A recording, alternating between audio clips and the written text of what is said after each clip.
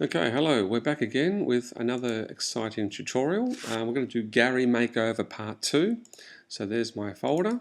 Now this time I've got some interesting images to play around with. I've got the Gary photo, of course, and then I've got blisters and stitches and rust and cow horns, even some body piercing. So what I'm going to do is select all these images in the folder. Command A will do that. And I'm just going to drag them all to the Photoshop icon at the bottom of the screen, and they'll open up one at a time in tab formation. So that's the stitches. Sorry about that, it's a bit gory. There's some rust. There's Hassan. In fact, we don't need Hassan for this. I'll just close that. There's a lovely cow horn. We've got some body piercing. Good old Gary himself. And we've got some blisters. Now before we start, let's just duplicate this photo of Gary in the layer palette. So we've got two. And that way we can muck around with one. And if we really cock it up, we can go back to the other one. So the way you duplicate is you bring up the layer palette, and in the top right hand corner you press down there. You can duplicate the layer that way, or if you want to use the keyboard, it's just simply select the layer and go Command J, and you can see now we've got two. So we'll just call this one Gary number 2, or Gary, that'll do. And we'll come over here to where Gary is.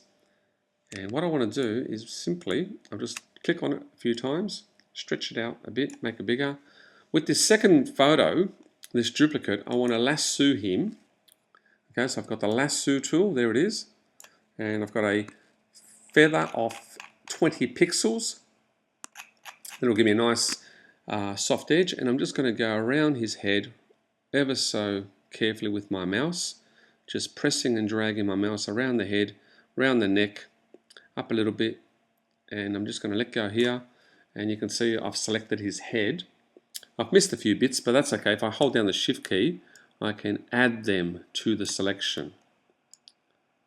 Okay, so Shift to add, Option key to subtract. Pardon me. Alright, now that I've selected it, I want to go Command U and bring up the ever popular hue and saturation window, and I'll just bring down the hue, make it a bit more yellow, dial down the saturation, make it a little bit darker, and I'm happy with that. So it's a bit more Middle Eastern looking, or a bit more olive skin, less pink. And again, if I click anywhere outside the area, I can deselect it, or I can go Command D. So there's the new Gary with a bit more olive skin. There's the old one, pink skin. Alright, so we want to work with this one.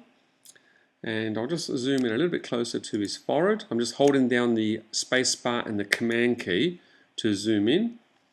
And we'll start with some blisters, shall we? Now, I want to option click with the clone tool one of these blisters on the arm.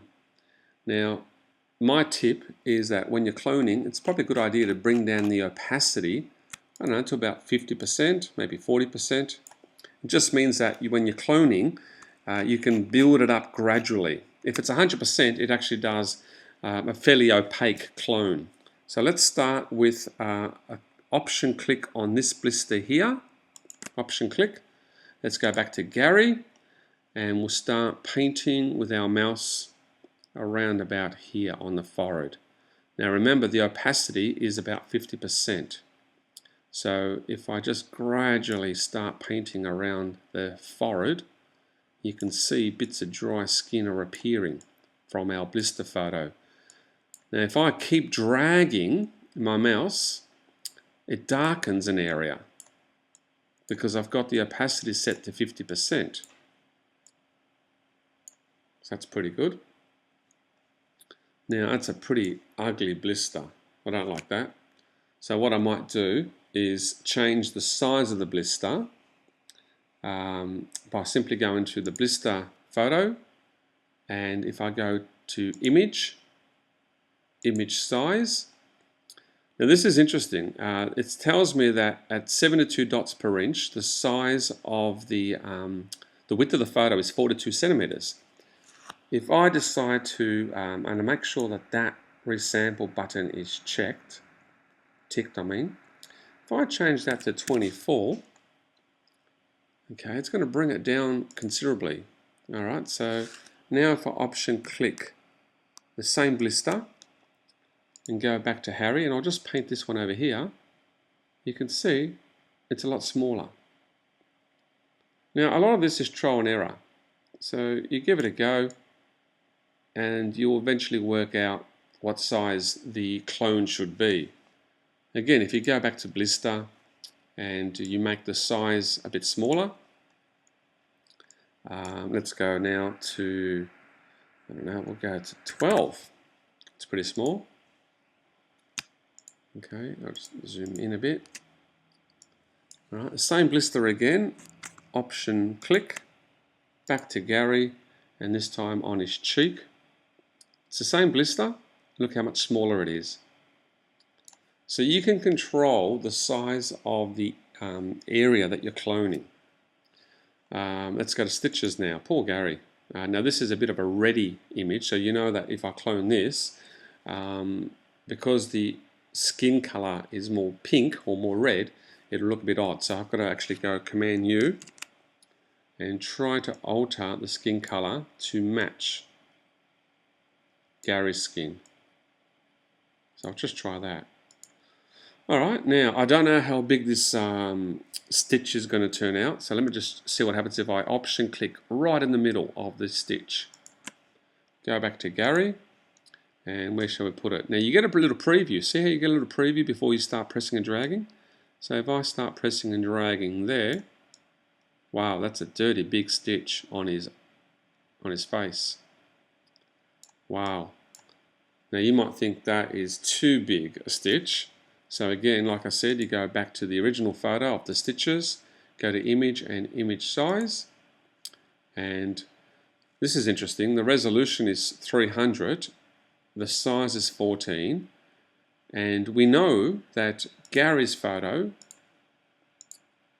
is 10 centimeters wide and the resolution is 200.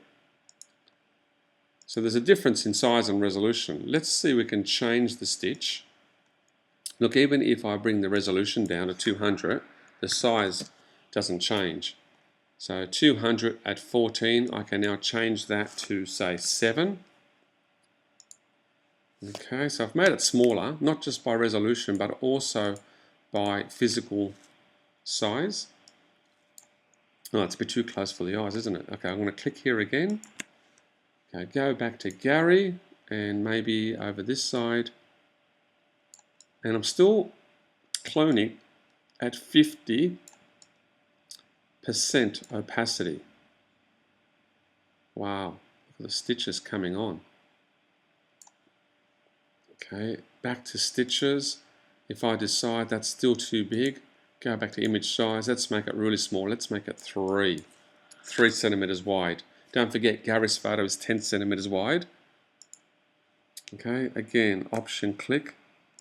Look, maybe the angle is wrong too. I could actually, that might be a good idea. Let's rotate this image. I'll rotate it 90%, 90 degrees, sorry. So now it's going up the face. So option click, right in the middle of the stitch. Back to Gary, and just running out of skin here. Maybe along the nose. And there's the stitch right across the bridge of his nose.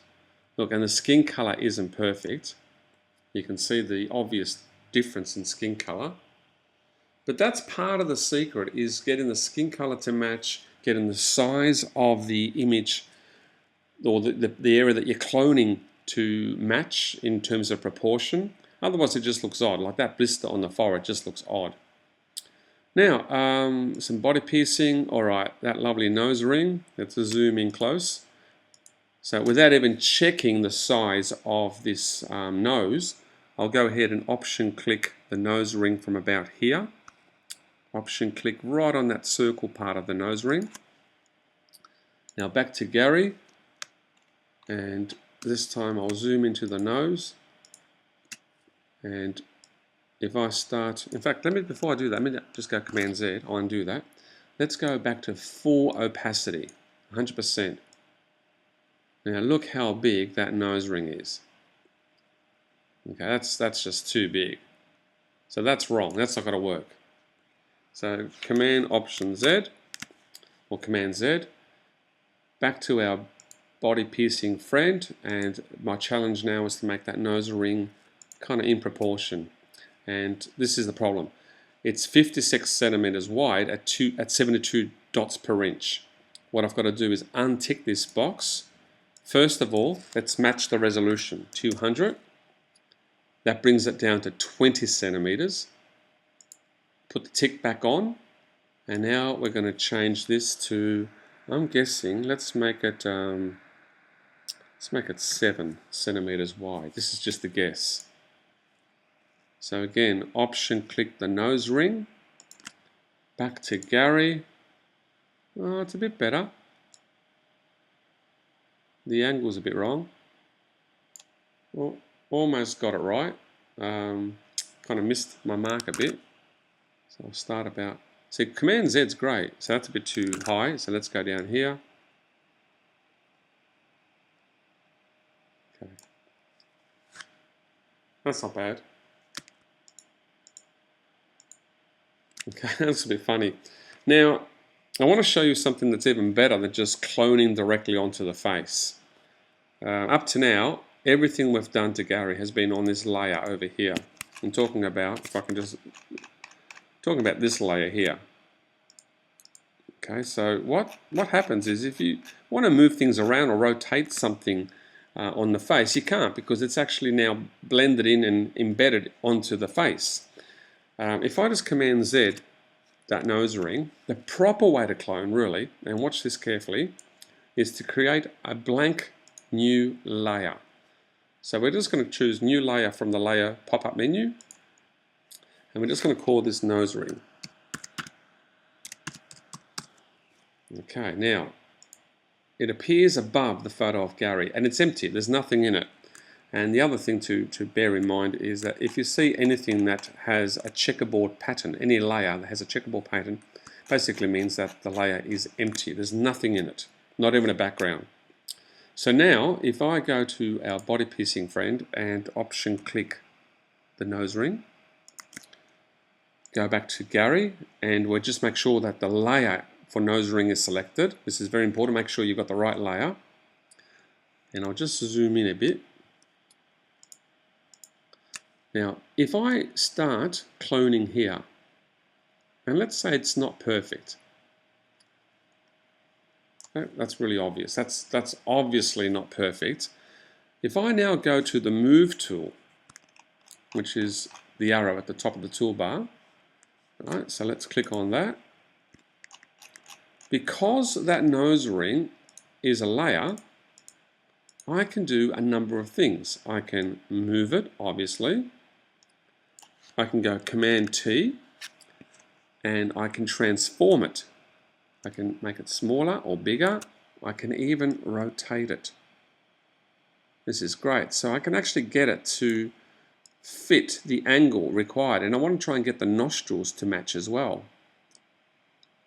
As you can see, there's one nostril above another. And I might just get the nose ring first. I'll just rotate it a little bit more. And then press return to accept the transformation. And see what's happened to the mouth here? See how the nose ring, I've actually cloned skin over the lips, which looks a bit odd. What I can do is go to my eraser tool, this one here, and I'll just make the brush size for the eraser a bit bigger. I could go up here and just make the size bigger that way, or I could simply go to the keys on the keyboard, the bracket keys next to the letter P. The right bracket makes it bigger, the left bracket makes it smaller. Now this is next to the letter P on the keyboard, are these the brackets. So I'm going to start rubbing out some of that clone skin on my nose ring layer. Very carefully, and even around the nose here I can rub out some of the other person's nose to reveal more of Gary's nose underneath. So that looks a little bit more real. And I can even bring down the opacity when I'm rubbing. So the opacity at the moment is 100. If I bring it down to 50, I can gradually rub out an area to reveal whiskers underneath. Watch this. I'm just gradually revealing those whiskers underneath, and I'm not touching the nose ring at all. So now even more so, the nose ring looks like it actually is part of Gary's face. And that's how you would do it. You would gradually rub out areas to blend in with Gary's face. Let's try that again with these little piercings on the cheeks. Let's go to Option, click, let's go back to the Clone Tool. Option, click this one. Go to Gary's face. And this time I'm just going to go into this cheek here. Might as well stick to the same side of the face. That's a pretty big piercing. But again, this is on the same layer as the nose ring. I could have created a new layer actually, because now I've got the nose ring and that little stud on the same layer. But again, if I now clone it really roughly onto the face and then go to the eraser tool, because the eraser tool is set to 50% opacity, I can gradually rub out parts that I don't need, and then to the unsuspecting eye it looks as if that stud was always there. Pretty dramatic shift for young Gary. Well, he's not really that young. Alright, what else have we got? We've got some rust, haven't we? Yeah, don't forget the rust. Now this is a great image because you can pick up all sorts of things from this image. It's just rusted metal. So if you wanted something that looks like it's skin peeling or burnt skin, and I might stick to this area here, you can take your clone tool, option click the area that you wish. Now I might stick to this bright yellow area here, or maybe just this area here. This is quite good. Option click there to sample it. Go back to the Gary photo, and I'll zoom in. And again, I could create a new layer. In fact, let's do that. Let's new layer. We'll call this one rust or burnt skin, whatever effect you want to create. And again, this is at full opacity. You can see that I'm blending in the rust with Gary's head. If I undo that, Command Z, and bring down the opacity before I start painting or cloning, I don't know if you can see that's very subtle imperfections of the skin, and that's just sampling the rust image. Even around here, look at that's fantastic. It's almost giving him this alien look. And avoid the eyebrows. We'll just hold down the space bar and move the top of the head into view. Look at that's fantastic. So now our friend Gary has got this crazy sort of alien skin pattern on his head. That's a separate layer. The nose rings are a separate layer, which is pretty good. In fact, I should have by all rights created the blisters on a separate layer and the stitches on a separate layer, and that would have given me greater control.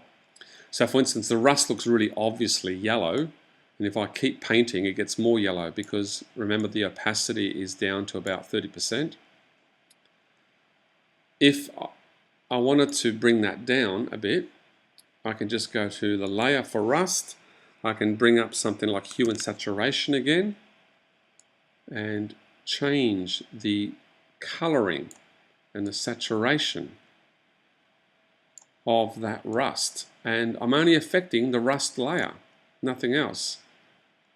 So now it's blended in more. Look at it before, obvious, not so obvious. So you can do things like that if the clone is on a separate layer. That's the true advantage of doing it this way. And look, lastly, let's look at the cow horn. Now, you can clone the cow horn onto Gary's head. I prefer to use the magic wand. Okay, there's the magic wand. To select the cow horn. Now, you can select it two ways. You can click with the magic wand anywhere around it and try to pick up just the wand. Now, it's picking up a lot more than just the wand. So I will now bring down the tolerance of the magic wand down to about 20. Okay, try that again. That's a bit better. Hold down the shift key. Keep clicking with the shift key down until you have selected as many pixels that surround the cow horn as possible. This is called shift clicking. There's a few more ones there, but if you look closely, I think I've actually got all the area around the cow horn minus the cow horn. Now this is clicking with the magic wand around the object. If I now want the cow horn and just the cow horn, I need to inverse my selection. So you go to the select menu and choose inverse, and now I've just got the cow horn. And if I go Command C for copy, go to Gary, Command V, try that again, Command V, you can see, oh, it's not that great. It's picked up a little bit of area that I didn't want. Look at that, it's a bit yucky there. But it has tried to give me just the cow horn. And there it is in its own layer. Layer number 1, I might just change that to cow horn. If I can spell, cow horn.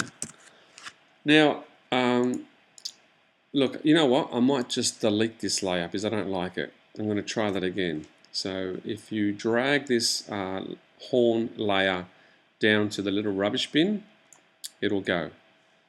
Let's go back to cow horn, and I'll just deselect that.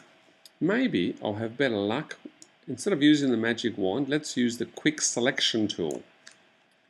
Now, this is a great tool because you just have to press and drag over the horn, over the object that you want, and Photoshop will try to detect the edge. Even if you stop for a breather, you can just keep continuing your drag.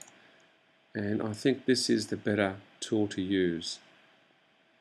Alright, so that's actually worked a lot better than the magic wand. So now that I've actually selected the cow horn, again, I can copy it, go back to Gary, paste the horn in. Look, it's slightly better than before. It's still got this area around it that I don't want. So what I might have to do there is rub that out with my eraser tool. You know, I can basically bring the opacity back to 100%, and I can rub that area out that I don't want. Now this takes a little bit of mouse control. Okay, or I can try and select it with the magic wand and then delete it. That could be another way of doing it. But this is just purely to show you what you can do with the cow horn. And obviously the cow horn, oops, I rubbed out a bit of bone then, just Command Z. Yeah, it's a bit tricky when you're just using your mouse and you're trying to rub out an area around the edge of something. Command Z again. I'm not very good at this. Stuffing up for some reason. Alright, so imagine you're really happy with that cow horn. The obvious problem is that it's pretty big. So let me just rename that layer, cow horn. We're almost at the end of the tutorial. Alright, so this is a pretty big cow horn. What I need to do, obviously, is reduce it in size. So Command T comes to mind, which is one of my favorite shortcuts. This is this one here. Command T, free transform. You can do other things like warp it, perspective, distort it, you can rotate it, you can flip it. But let's just stick with free transform, which is Command T. I'll hold down the Shift key as I drag it in to make it smaller, and that will keep it to scale or in proportion. So I'm just dragging it, moving it across, dragging it, moving it across, and I can also rotate it. And you can see I now have a cow horn that tries to fit in. Let me just see. I haven't got any more Gary photo to. Yeah, this is going to be a problem. Is Gary's head goes about as high as that, so I won't be able to put it any higher. Maybe I'll make the horn a bit smaller. Yeah, let's do that. So let's just make it a bit smaller. And we'll just stick the horn there for now. Looks a bit wrong because it's in, it's obviously it's stuck on the front of his head. But if I now duplicate that cow horn, if I come back here and go duplicate layer or Command J, okay, cow horn copy, that'll do. I now have two cow horns. See? And there they are in the layer window. Cow horn 1, cow horn 2, excuse the spelling.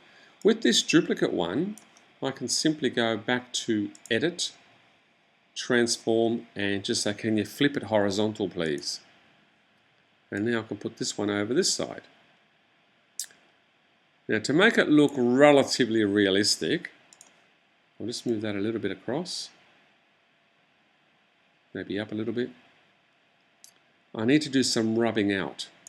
So with the first cow horn, and maybe I'll come back to this layer palette and rename it.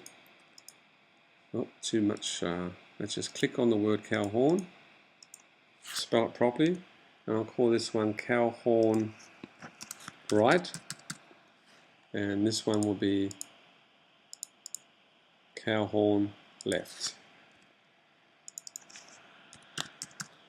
Okay, so I don't get confused between the left one and the right one. Alright, so I click on the right one and I zoom into the edge of the horn. Okay, so we're talking about this horn here. I'm going to rub it out gradually. Okay, now it's on 100% opacity. That's okay, I can use that. I can start rubbing it out, parts of the bone. Until I get to the edge of the head, I'll bring down the opacity to about 40%. And the reason I want to do that is so it sort of gradually blends in with the side of this guy's head.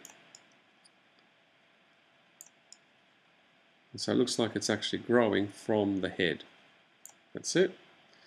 Okay, hold down the space bar and move across to the other horn and switch to the other layer, cow horn left. And this one you can rub out just a little bit into the forehead. So just around the blister there, rub, rub, rub. And I'm rubbing at, what did I say, 40% opacity, 42%. So it looks like it's coming out of the skin. I can even do that a bit, go into the bone a bit. And then when you zoom out, it kind of creates the appearance that this guy's got horns. It's not too bad. It's not the best photo for horns because there's not enough image at the top, so I've lost that. But look, I hope that has shown you an effective way of cloning. The key to remember with this exercise is that if you use layers, you can actually move things around independently. You can take things away. So if you decide that the rust, and let's just really show you how this works. I'll zoom in a bit closer again to Gary. There's the layer palette. Can you see that? I'll just move that there. Alright, so if you don't want the horn on the left, you can hide it or you can delete it. So, there's the rust. You can hide that. You can change the coloring of any of these features. There's the nose ring. Unfortunately, the stitches and the blisters are all part of this photo. And I made a mistake. I should have really, by right, created the blisters and the stitches onto a separate layer. In fact, many different layers. A layer for each blister, which would have been the way to go.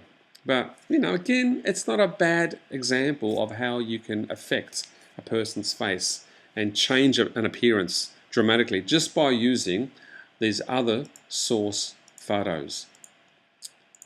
Just by doing that. So that's pretty good, and I want to thank you for watching, and I hope you got something out of it. So I'm just going to click on the finish button and we're done.